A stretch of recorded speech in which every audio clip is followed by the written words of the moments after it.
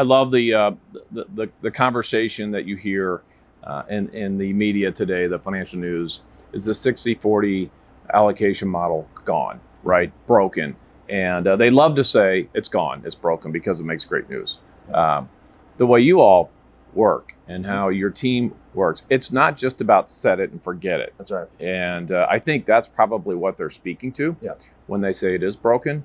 It's those tactical moves you make throughout the year, over the years, that set you up for these opportunities to really protect the portfolio. That's exactly right. And then walk us through how you rebalance in times of volatility, because that has been happening over the last few weeks with all the volatility. That's a technology-driven process that's run by our trade team.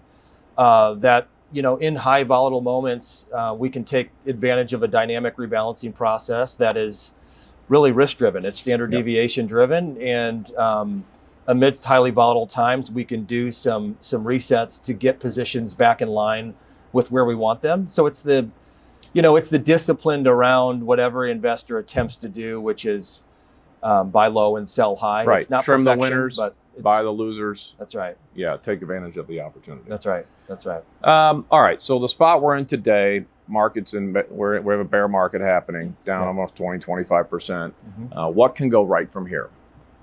Yeah, it's a great question. The market is already expecting recession at some level, whether it's mild or severe. There is recession pricing that's taking place in the market. The high inflation narrative is pervasive. Rates have hit levels that we've not seen in many years. So the expectation is for that to continue to incline. From a yield perspective, unlikely.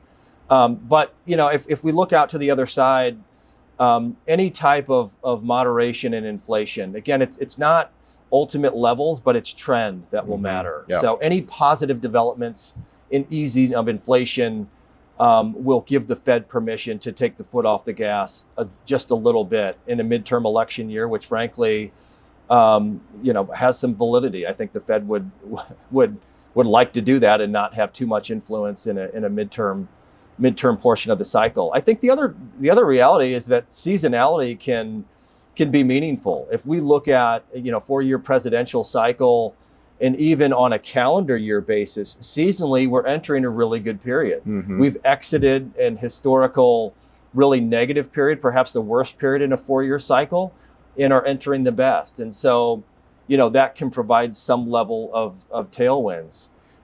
If earnings fear of earnings estimates getting cut is anything less than what's being projected or assumed, then that's a positive. So it's really about less bad as being positive than absolute levels in any one data point. And it's going to be one of those moments where 6-8 months from now, and maybe not this moment, but from the bottom. Right. People look back and go, "Oh goodness, I should have taken advantage of that opportunity." Right. And those are the moments in time where that disciplined approach to how you manage the portfolios is really key and critical. Right.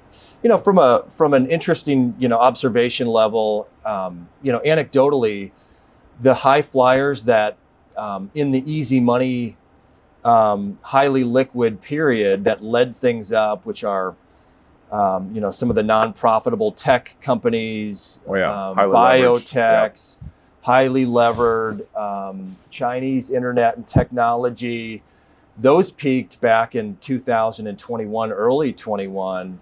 So they led the way up, they've led the way down, 70 to 80% drawdowns on average. Very quietly, even as interest rates have surged to high levels, they're showing evidence of potentially having bottomed out 6 weeks or so ago. So in early May, from that reference point to now, you've got returns in some of those baskets that I referenced ranging from mid to upper single digits to mid 20% return. Right. And amidst the high interest rate. So we're seeing some divergences there, which are interesting. And it'll be interesting to see what happens going forward.